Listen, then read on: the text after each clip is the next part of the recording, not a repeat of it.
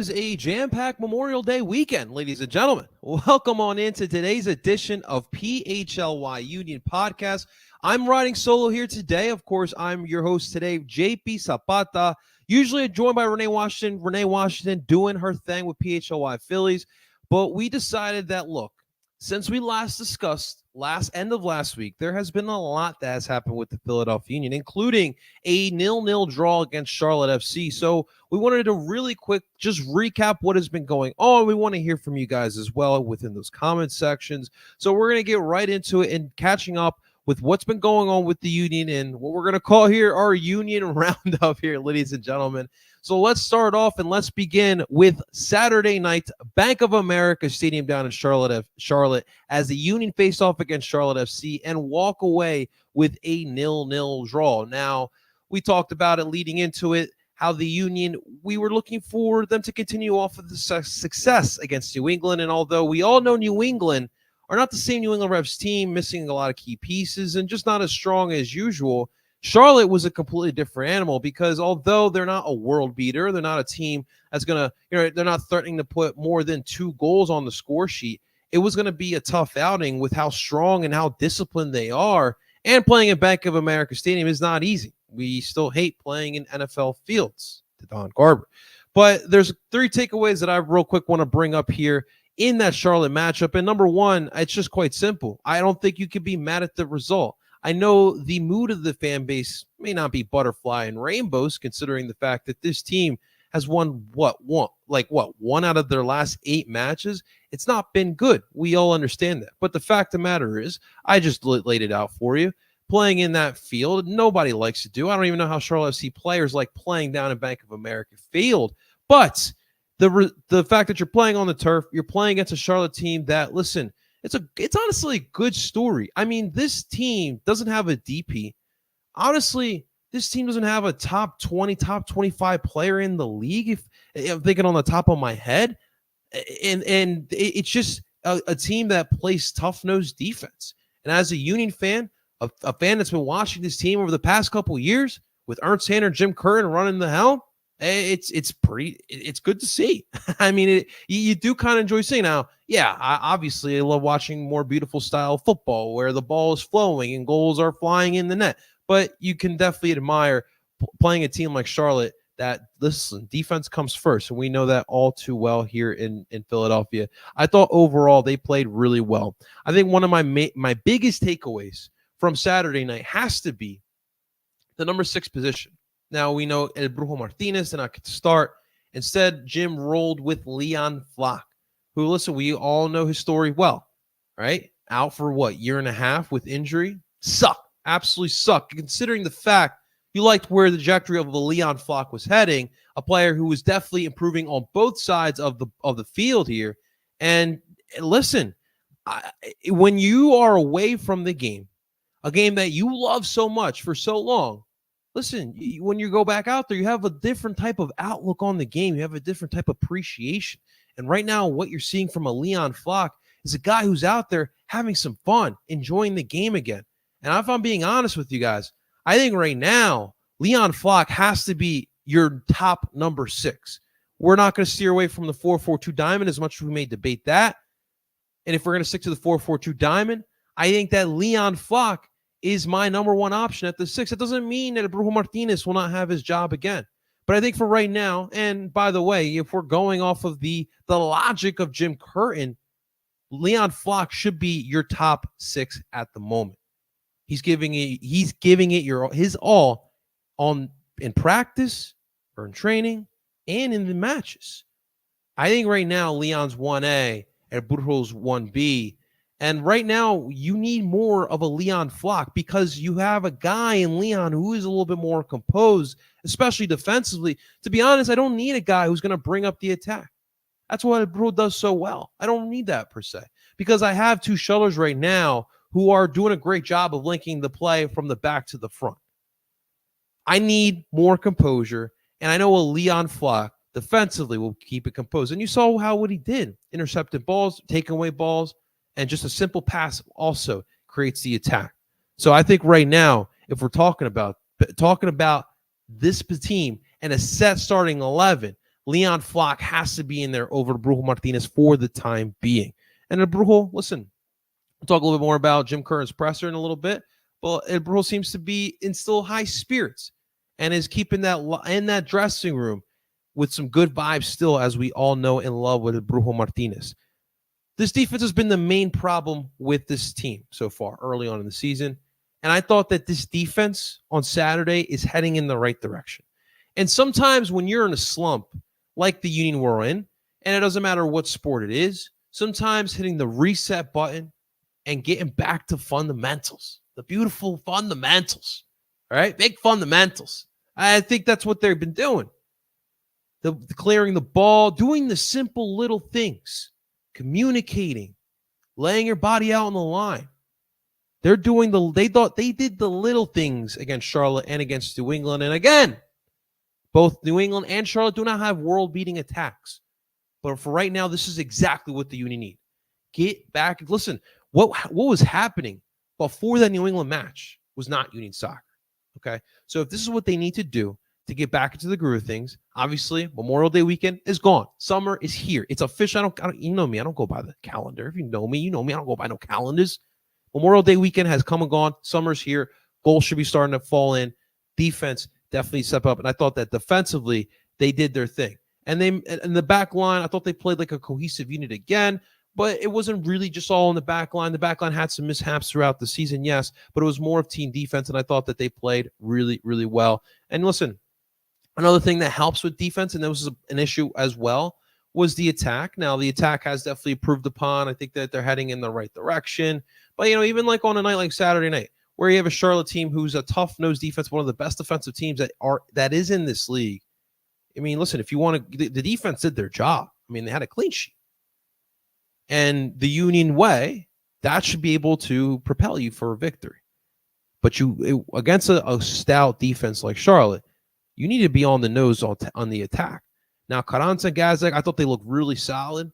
I think Gazdag in the 18th minute had the best opportunity of the night, and unfortunately couldn't bury it away.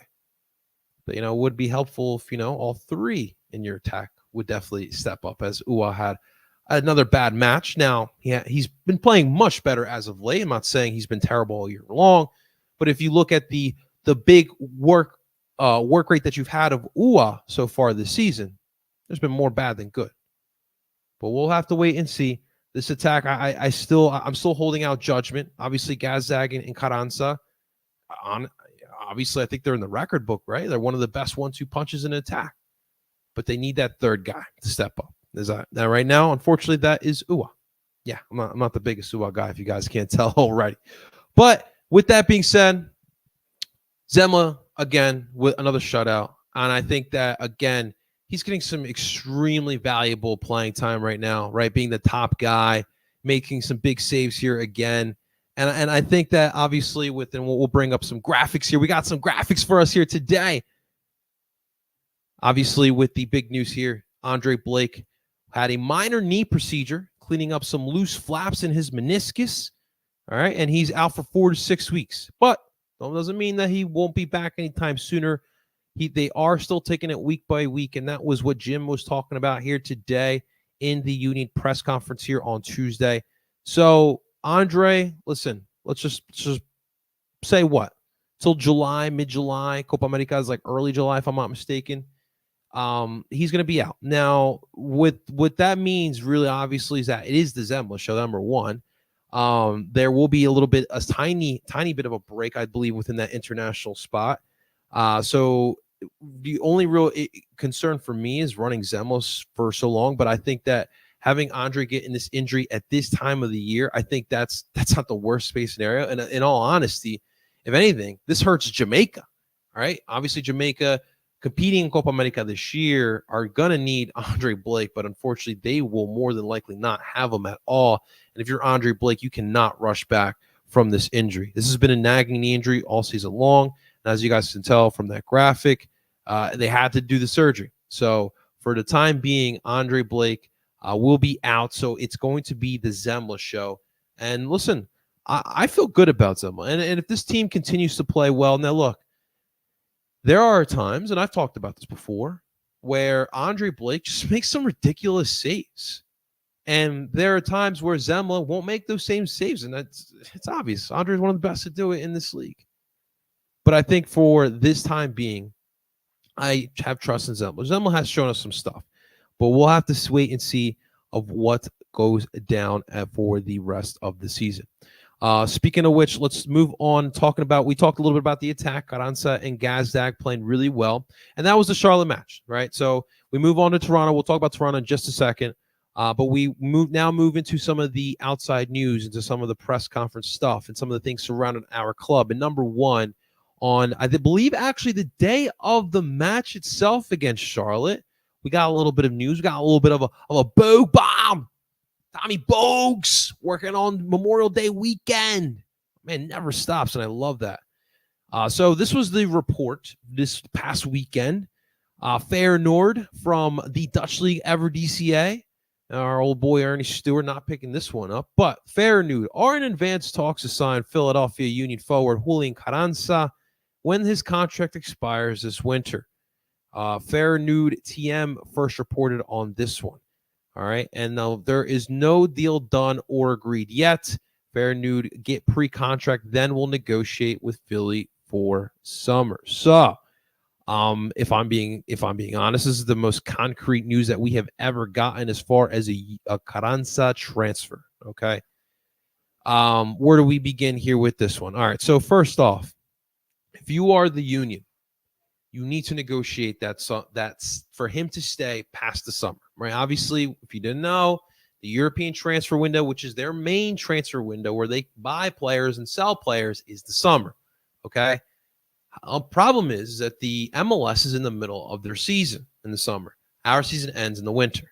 Okay. So what the Union need to try to do here, which that's what they need to do, if I'm being honest, is negotiate a move that Carranza sold in the summer, but stays on until the winter, which pretty much he'd be here on loan until the winter times, until the season ends here in the MLS. All right. Now, unfortunately, listen, that doesn't mean that you're going to make bank on Carranza, right? If this happens, just because unfortunately his contract with the Union is up in the wintertime when the MLS offseason begins. You're not going to make the big bang for your buck that you thought you would have for a prolific goal scorer, probably the most prolific goal scorer in history, one of the most prolific goal scorers that we've had, especially in recent times here in this league. You would like to make more bank on it, but unfortunately, it is what it is. Now, what you can do is you can add that sell-on clause, right? Later on down the line, we know this well here in Philly. We did that with BA, right? I think Paxton's got a sell-on clause as well. If Eintracht Frankfurt sells him.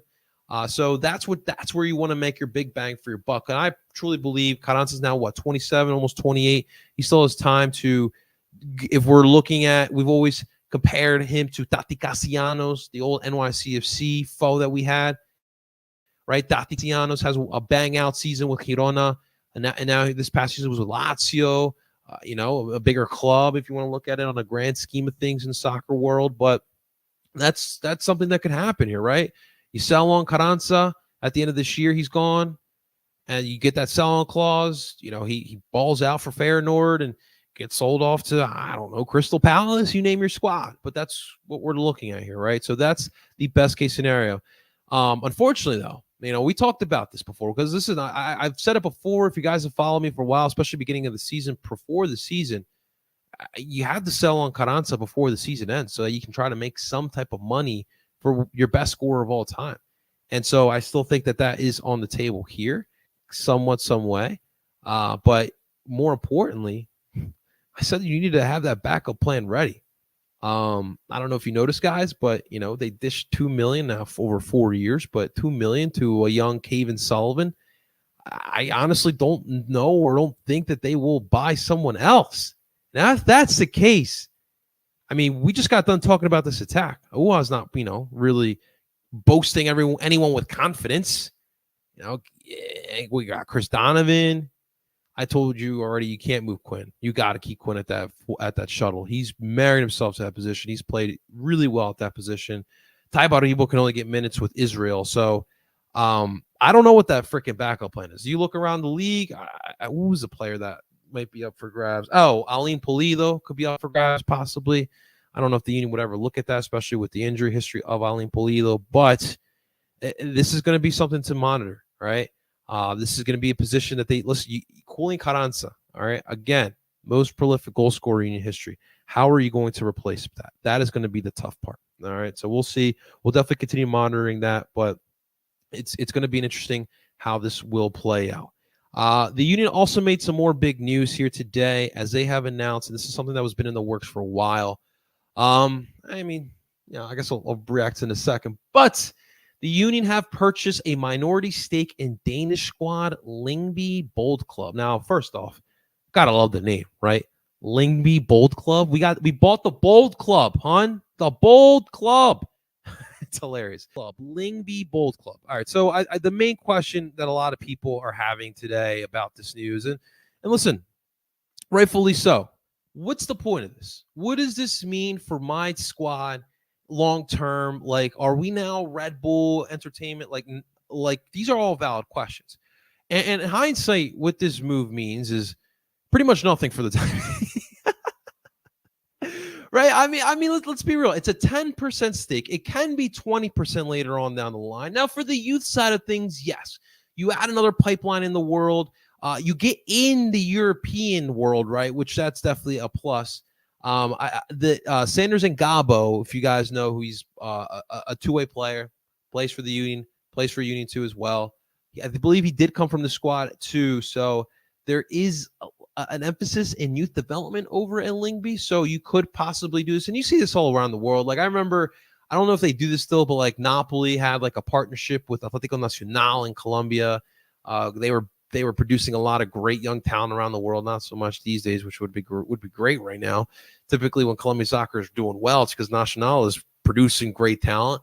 And let me not go off of a tangent, but this is a potential where you could build a pipeline over in Europe right now. But I just think that if you look at this as a fan base, as a fan of this team, where you're kind of frustrated with the way this roster is being built, you feel like you're this close to winning a championship. We don't buy players of impact for right now. Instead, we are saving spots for young players to potentially take those roles. That statement, I still can't get out of my mind.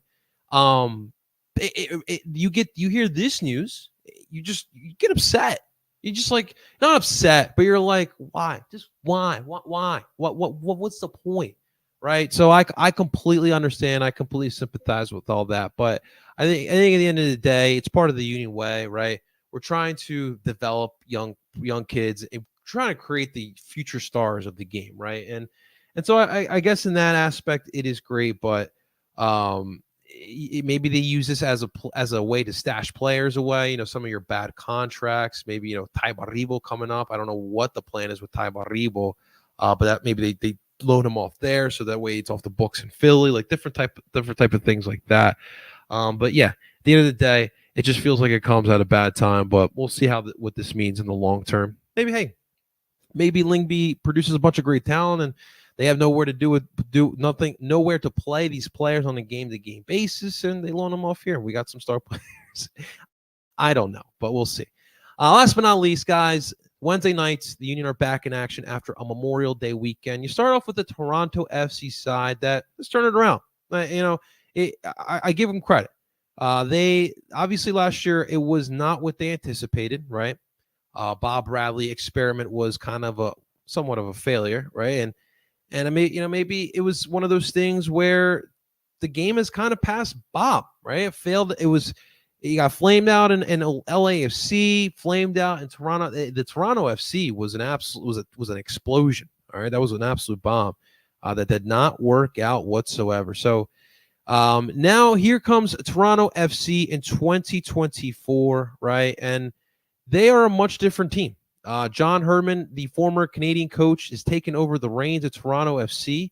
And pretty much the main difference is they have a lot of the same pieces, including Lorenzo Insigne and Fernando Bernardeschi, who we all thought would be gone. They're there, and they've bought into the Herdman.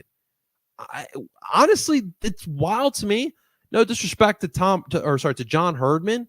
But like Bob Bradley always, like at the time, had a bigger name, had a bigger lore. But that goes to show it doesn't matter at all.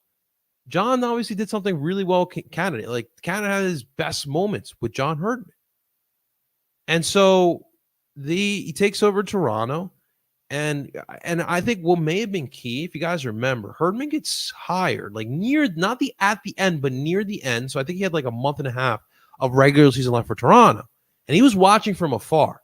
So what John probably was doing was just analyzing everything and seeing how he's going to take reins of this Toronto FC side, and he put his plan from paper to the pitch, and it's working well. Defensively, they still have some holes, but the attack has bought in, and they played like a unit. And it's not gonna be easy this year. Now for the Union, we're in the midst right now of trying to work our way back to getting back to being the Philadelphia Union that we know and love. This is going to be a great test at home. We'll see exactly how far we have come because I'll be honest, a win, a convincing 3-0 win against New England and a draw against a tough Charlotte team on the road is not convincing enough for me to think that this season's heading in the right direction. I think they still needed to do that. You're going to be at home. We still have a 4-game losing streak at home, which is crazy to even say out loud. And it's going to be important for the U to go out there and get a W. I mean, quite simple. And we'll see what happens. I personally think the Union will find a way to get the dub. I think it'll be low scoring. I think for them, this Toronto team, I still don't think that they can hang in a physical match. Now they just got done playing a Cincinnati team, and it was a little bit of a shootout. And that's gonna be important too. You do not want to get in a shootout with Toronto. They have more talent than you in the attack. You got to make sure you keep it clean. And they've obviously done a good job in the last 2 matches. But again, Toronto's a different beast. It's going to be a great test here at home on a Wednesday. I do have a 2-1 victory here. In the comment sections, let us know how you guys feel will happen here on a Wednesday night. And a reminder, we'll be back here on Thursday. All right, it's too much time in between shows. We had to get you guys a little bit of something there, something a little digest, a little bit appetizer before we get into Thursday afternoon, 2 p.m. Renee and I will be back in the studio. We'll be breaking down this match. We'll be looking ahead as well. But guys, that's going to do it here today. Thank you so much for tuning in for just a little bit about catching up on what's going on with the Philadelphia U. Make sure you guys hit that like button, subscribe for more here at PHLY Union, and all the great stuff that we have here at PHLY Sports. Find us where we stream podcasts as well. PHLY Union is a name as well.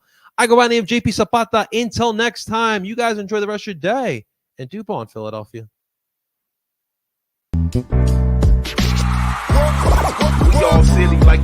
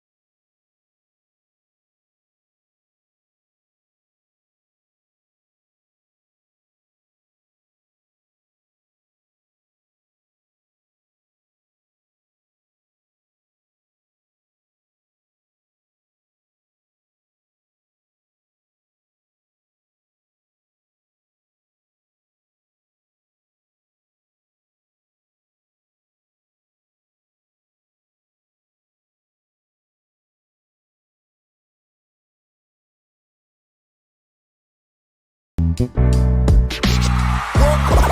all silly like the mayor.